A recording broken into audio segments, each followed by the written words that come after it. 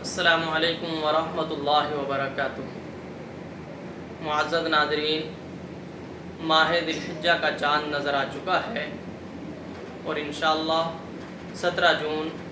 بروز پیر عید قربا ہوگی۔ اس لیے جانوروں کی خرید و فروخت کا سلسلہ شروع ہو چکا ہے۔ جانوروں کو خریدا اور بیچا جا رہا ہے۔ ماشاءاللہ بہت سارے مسلمان ہیں جو اللہ کے لیے قربانی کرتے ہیں، اللہ کے راستے میں جانور کو ذبح کرتے ہیں، لیکن اسی کے ساتھ ساتھ بہت سارے حضرات ایک ایسی غلطی کر جاتے ہیں جس غلطی کی وجہ سے ان کی قربانی تو خراب ہوتی ہی ہے، ان کی قربانی تو ہوتی ہی نہیں، لیکن اس کے ساتھ ساتھ جو حضرات شریک رہتے ہیں، جو ساتھ میں مل کر کے قربانی کر رہے ہیں، ان کی قربانی بھی درست نہیں ہوتی۔ مثال کے طور پر کوئی صاحب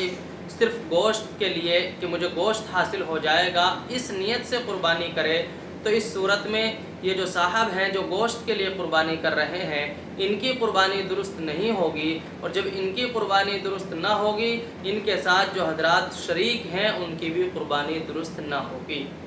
اسی طریقے سے بہت سے حضرات صرف لوگوں کے طانے سے بچنے کے لیے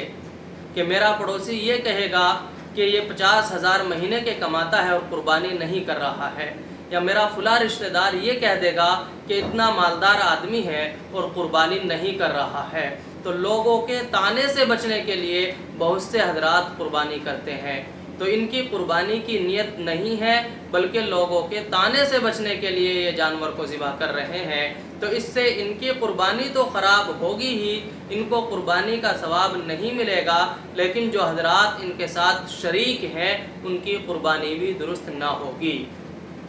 یہاں یہ یاد رہے کہ یہ جو صاحب ہے جن کی وجہ سے دوسروں کی قربانی خراب ہوئی ہے، اب چونکہ نیتوں کا علم اللہ کو ہوتا ہے، اللہ کو معلوم ہے کس کی نیت کیسی ہے، اس نے قربانی کس نیت سے کی ہے۔ اب جو حضرات ساتھ میں شریک ہیں ان حضرات کو اس کی نیت کا علم نہیں ہے، وہ تو یہ سمجھ کر ہی رکھ رہے ہیں کہ یہ جانور کے اندر جو قربانی کر رہا ہے یہ اللہ کے لیے کر رہا ہے۔ اب چونکہ علم نہیں تھا، وہ اس کے ساتھ شریک رہے اور اس کی نیت درست نہیں تھی، تو اس نے غلطی کی ہے، تو اس کی غلطی کی وجہ سے جو قربانیاں سب کی خراب ہوئی ہیں، ان سب کی قربانیوں کے خراب ہونے کا جو گناہ ہے،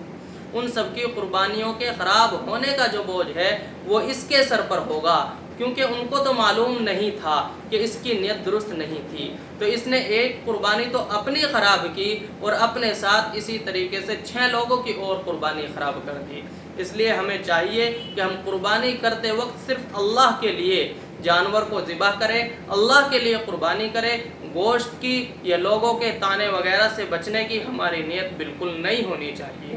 السلام علیکم ورحمۃ اللہ۔